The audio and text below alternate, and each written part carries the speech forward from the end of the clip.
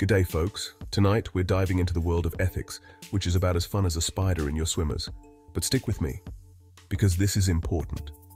We're talking about Peter Singer, an Australian philosopher who's made more people squirm in their seats than a bad case of Vegemite breath. Born on July 6, 1946 in Melbourne, Singer's not your typical bloke. He's a professor at Princeton, but don't hold that against him.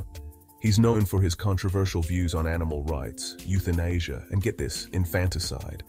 Yeah, you heard that right. Singer's a utilitarian, which basically means he believes in maximizing happiness and minimizing suffering. Sounds fair enough, right? Well, hold on to your akubras because things are about to get bumpy. Singer's work has sparked more debates than a snag sizzle at a Bunnings sausage sanger stand. He's been called everything from a monster to a moral visionary. Love him or hate him, there's no denying he's made us think differently about our place in the world and our responsibilities to others. Now, let's unpack this ethical snag, shall we? Right, so utilitarianism, it's a bit of a mouthful, but stay with me. Imagine a world where everyone's happiness is like a delicious pavlova, and suffering is like finding a fly in it. The goal, according to utilitarians like Singer, is to have as much pavlova and as few flies as possible. But here's where it gets tricky. Singer argues we shouldn't just consider our own happiness. We need to consider the happiness of everyone affected by our actions. And by everyone, he means animals too. Yep, even those prawns you're planning to chuck on the Barbie. Singer reckons animals can suffer like humans, so we've got a moral obligation to take their well-being into account. He's asking us to think critically about our relationship with animals and the impact our choices have on their lives. Fair dinkum, right? Singer's book, Animal Liberation, is basically the vegan Bible. It's been translated into more languages than a multilingual parrot. In it, Singer argues for extending moral consideration to animals. Just because animals can't vote or write poetry doesn't mean they don't deserve respect. They feel pain, experience joy, and form social bonds just like us. Treating them like mindless objects is cruel and morally wrong. He's talking about all sentient beings from chimps to chickens. Animal liberation sparked a global movement for animal rights that's still strong today. Alright, brace yourselves because this is where things get really controversial. Singer's views on euthanasia and infanticide have made him more unpopular than a drop bear at a picnic. He argues that in some cases, ending a life can be the most compassionate thing to do. Let's start with euthanasia. Singer believes that people who are suffering from unbearable and incurable illnesses should have the right to end their lives with dignity. This is a complex issue with strong opinions on both sides, but Singer argues that it ultimately comes down to respecting individual autonomy and minimizing suffering. Detractor now, for the really tough one, infanticide. Singer believes that in very specific and limited circumstances, such as when a newborn has a severe disability that would cause immense suffering, it might be ethically permissible to end their life. I know. It sounds shocking, but before you go grabbing your pitchforks, remember that Singer's argument is based on the idea of maximizing happiness and minimizing suffering for involved, including the infant. He's not advocating for casual baby culling, for crying out loud. He's simply asking us to confront the uncomfortable reality that sometimes there are no easy answers when it comes to life and death. Now, let's talk about speciesism. It's a big word, but it's a simple idea. Singer coined the term to describe the prejudice or discrimination against individuals based solely on their species. Basically, it's like racism, but for animals. Singer argues that just like it's wrong to discriminate against someone based on their skin color or religion, it's wrong to discriminate against someone because they're a chicken instead of a human. He says that our capacity for suffering and our ability to experience joy should be the basis for moral consideration, not our species membership. Think about it. We wouldn't eat a human burger or wear a coat made of human skin, but we think nothing of doing these things to animals. Why? Because they're a different species. Singer argues that this is arbitrary and unjust. It's like saying it's okay to exploit someone just because they're a Collingwood supporter. Singer's concept of speciesism has been hugely influential in the animal rights movement. It's forced us to confront our own biases and to question why we value some lives more than others. And that's a good thing, even if it does make us feel a bit uncomfortable. Now, before you start thinking Singer's some kind of saint, let's not forget he's got his fair share of critics. Some people reckon his views are downright dangerous, like giving a drop bear a jar of Vegemite. They argue that his brand of utilitarianism is too cold and calculating. It ignores the inherent value of human life and the special bonds we have with our own species. Others reckon his views on euthanasia and infanticide are a slippery slope to a dystopian future where life is cheap and Grandpa gets offed for forgetting your birthday. Then there's the whole debate about practicality.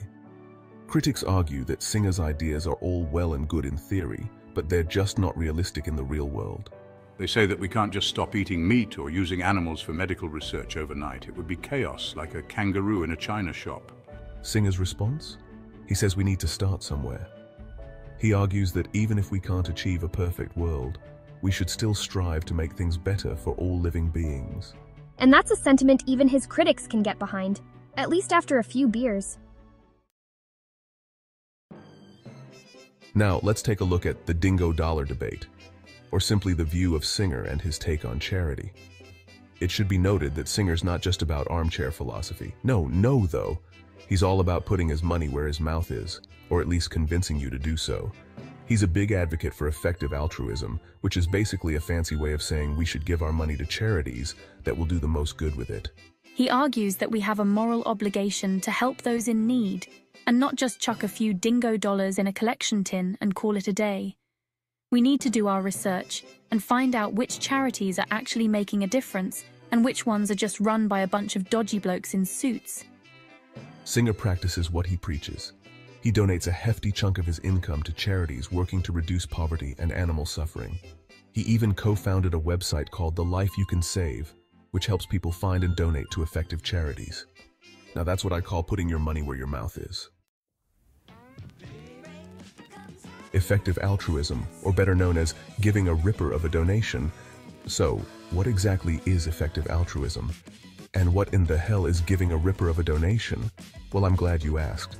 It's like finding a snag sanga for $1. You want to make sure you're getting the most bang for your buck.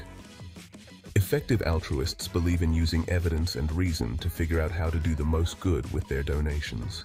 They look at things like how many lives a charity can save per dollar donated, how much suffering they can alleviate, and how sustainable their impact is. This means they might choose to support a charity that provides malaria nets in Africa over one that rescues stray cats in their local area, even if they love cats. Now, some people reckon this approach is a bit cold-hearted. They argue that we should donate to causes we're passionate about, even if they're not the most effective in a purely statistical sense. And fair enough. There's something to be said for following your heart. But Singer argues that if we're serious about making a difference in the world, we need to be smart about it. We need to use our heads as well as our hearts. After all, wouldn't it be ripper to know that your donation just saved a life? The legacy of Singer's ethics ripples in the Billabong. Love him or loathe him, there's no denying that Peter Singer has had a profound impact on ethical discussions worldwide. He's like that annoying blowfly that just won't go away, constantly buzzing around our heads and making us confront uncomfortable truths. His work has helped to spark a global movement for animal rights, inspired countless people to donate to effective charities, and forced us to rethink our relationship with the planet and all its inhabitants. He's shown us that ethics isn't just about abstract theories. It's about making tough choices in the real world and taking responsibility for our actions. Singer's legacy is still being written. His ideas continue to be debated and discussed in universities, parliaments, and pubs across the globe. And while not everyone agrees with him, his work has undoubtedly made the world a more compassionate and just place, even if it's just one less shrimp on the barbie at a time. Well, there you have it, folks. Singer's enduring challenge. Anyone up for it? Peter Singer, the philosopher who's more divisive than a meat pie with sauce on top. He's challenged our assumptions, made us squirm in our seats, and maybe even inspired us to make a few changes in our lives. He's shown us that ethics isn't always easy. It's about making tough choices, confronting uncomfortable truths, and accepting that sometimes there are no easy answers. But most importantly, he's reminded us that we all have a responsibility to make the world a better, more compassionate place for humans and animals alike. Now, if you'll excuse me, I'm off to donate to an effective charity. And maybe have a snag sangha. But like a really ethical one. Once again, we thank you all for joining us here at Philosophical Flicks for yet another stroll down memory lane into the annals of yesterday's and today's philosophical adventures. If you have not done so already, please smash that like button and leave any comments to join in the conversation of the philosophical community. With that said, also consider subscribing to the channel if you find it relatable and interesting, as well as providing educational content from retirees to students looking for that next thesis or essay to write. We appreciate you all, and until next time, take care of yourselves and each other. And remember, as Peter Singer would urge, let's not just think about ethics, let's live them.